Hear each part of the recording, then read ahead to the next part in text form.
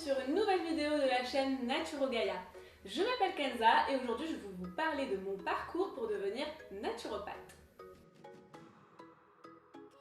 J'ai obtenu mon baccalauréat scientifique en 2006. Suite à ça, j'ai fait un DUT mesures physiques et j'ai enchaîné avec une école d'ingénieur en eau et en environnement.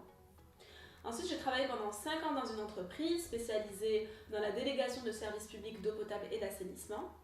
Et je me suis rendu compte qu'en fait, mon travail ne correspondait plus à mes attentes, qu'il y avait un décalage entre mes attentes et ce que je voulais, ce que je pensais qu'était le monde du travail.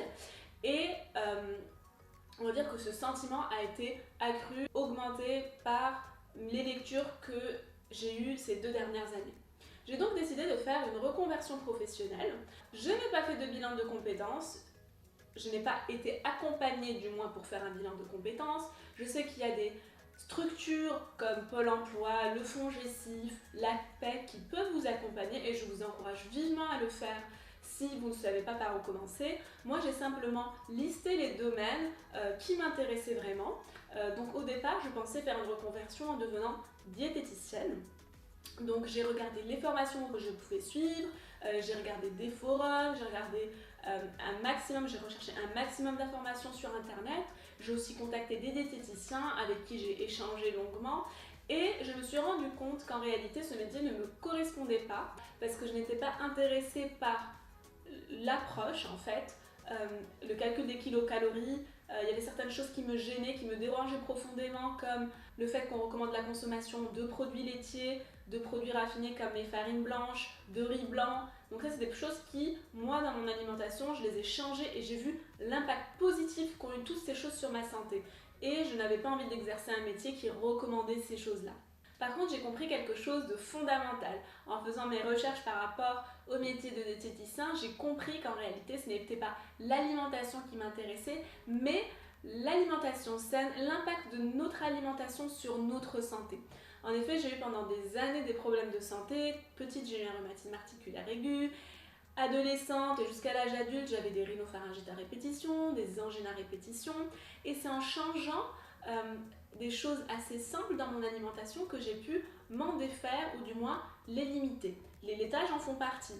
J'ai drastiquement réduit ma consommation de laitage. Avant je consommais matin, midi et soir des laitages. Aujourd'hui ça reste quelque chose d'exceptionnel. Je peux consommer du fromage exceptionnellement et je vois l'impact incroyable que ça a eu sur ma santé. Et du coup je me suis dit quel est le domaine en rapport avec la santé dans lequel l'alimentation a un rôle fondamental. Et là la naturopathie m'est apparue comme une évidence.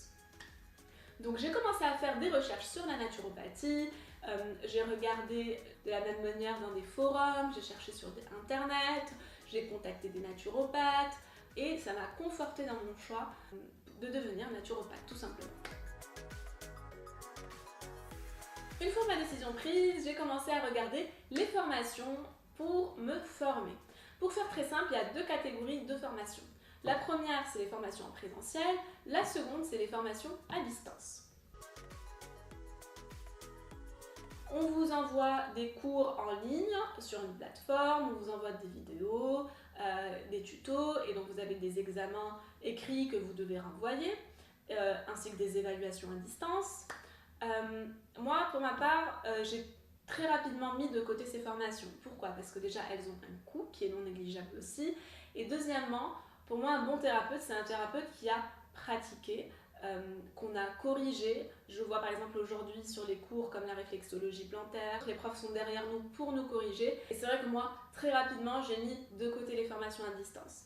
D'ailleurs, dans ma formation, il y a des personnes qui ont suivi des formations à distance et qui derrière ont rebondi sur une formation présentielle pour compléter.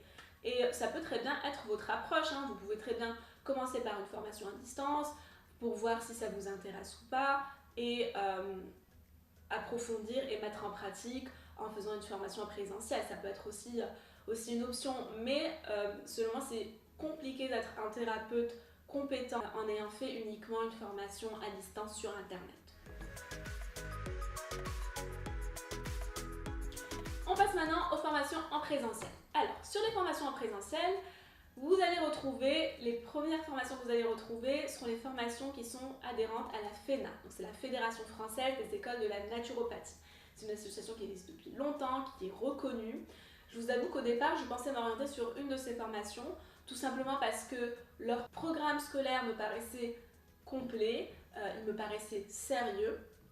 Ils ont environ 1200 heures de formation en présentiel, donc vous pouvez suivre sur 12 ou 16 mois, ou alors exclusivement les week-ends pendant 3 ans. Le panel des matières abordées est intéressant, les intervenants sont bien aussi, donc vraiment il y avait certaines écoles de la FENA qui me plaisaient beaucoup, et au départ j'ai envisagé de m'orienter sur une de ces écoles-là. Pourquoi je ne suis pas partie sur une école de la FENA?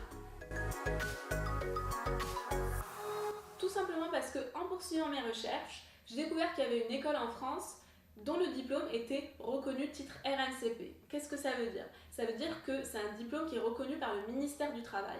Et ça, rien que ça, c'est une avancée mais incroyable dans le domaine de la naturopathie. Et cette formation, c'est l'École nationale de naturopathie, qui est au CFPPA de Hyères et qui dépend du ministère de l'Agriculture. Donc, en ayant découvert ça, pour moi, ça a vraiment changé toute la donne. Parce que d'un côté, vous avez des formations qui sont seulement certifiantes, et d'un autre côté, vous avez une formation qui est reconnue par l'État. Alors qu'est-ce que ça vous ouvre comme opportunité derrière? Vous pouvez continuer votre cursus si vous le souhaitez avec un diplôme universitaire par exemple, puisque c'est un niveau Bac plus 2. Derrière, vous pouvez continuer en faculté si vous souhaitez. Ça vous permet de travailler dans des organismes publics, en hôpitaux par exemple. Il y a de plus en plus de naturopathes qui sont introduits dans des structures publiques.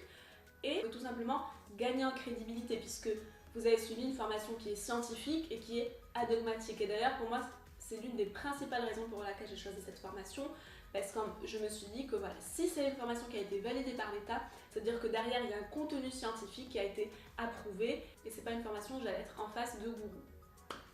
Le CFPPA de Hyères, c'est la première antenne du coup qui est reconnue titre RNCP. Ils ont ouvert une seconde antenne sur Mirecourt, et d'après ce que j'ai pu comprendre, il va y avoir de nouvelles antennes qui vont être ouvertes un peu partout en France. C'est un énorme pas pour le métier de naturopathe et pour la profession. Outre le titre RNCP, j'ai bien évidemment regardé de plus près le contenu de la formation. Des professeurs enseignants étaient bons puisqu'il y a des naturopathes, des médecins, des personnes qui travaillent dans le domaine du bien-être et de la santé au naturel, donc des réflexologues, des sophrologues, donc tout un panel de praticiens sérieux qui sont en exercice et qui viennent nous enseigner leur métier à côté. C'est une formation qui dure 1350 heures, vous avez une grosse partie en présentiel, vous avez des stages et vous avez également une partie de travail en autonomie. Premièrement, le travail en autonomie. Moi, c'est ce que je préfère puisque je trouve que c'est le meilleur moyen d'apprentissage, le meilleur moyen de mémoriser les choses. On nous enseigne des choses en cours, on nous enseigne des choses en présentiel, on met en pratique des choses en cours.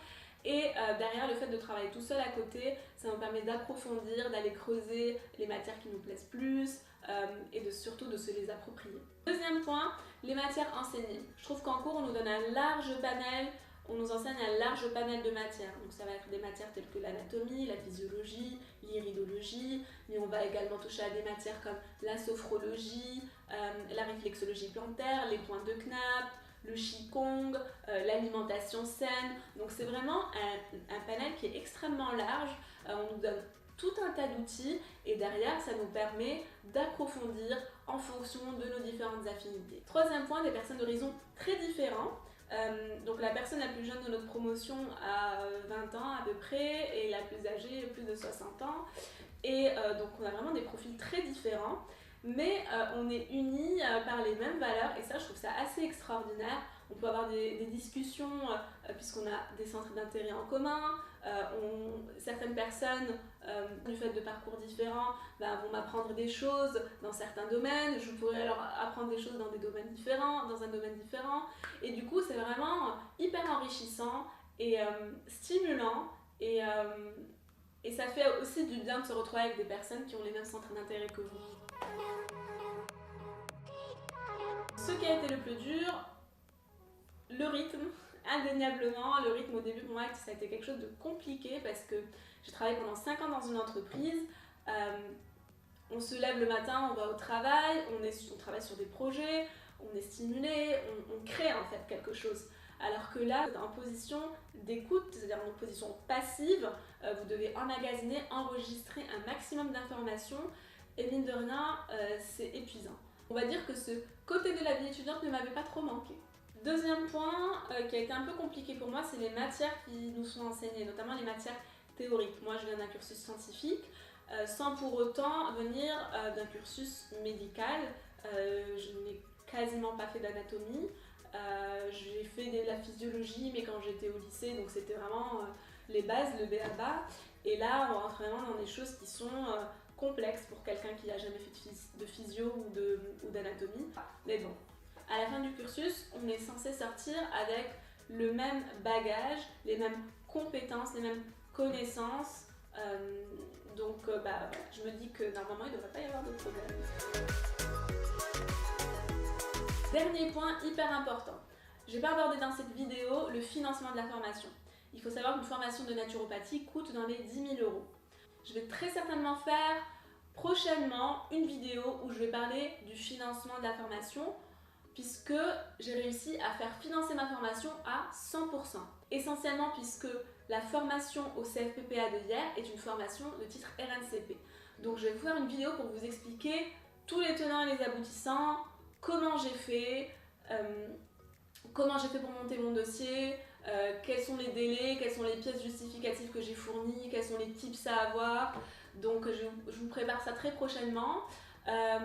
N'hésitez pas également à aller sur mon blog naturogaia.fr. J'ai fait des articles sur le CFPPA de hier, sur la vie au CFPPA, sur des articles également autour de la naturopathie. Donc vous allez trouver plein d'autres choses, des informations complémentaires. Voilà, c'est la fin de cette vidéo. J'espère qu'elle vous aura plu. N'hésitez pas à vous abonner à ma chaîne YouTube pour ne rater aucune vidéo. Je vous invite également à me retrouver sur les réseaux sociaux Facebook, Instagram et Pinterest. Et je vous dis à très bientôt.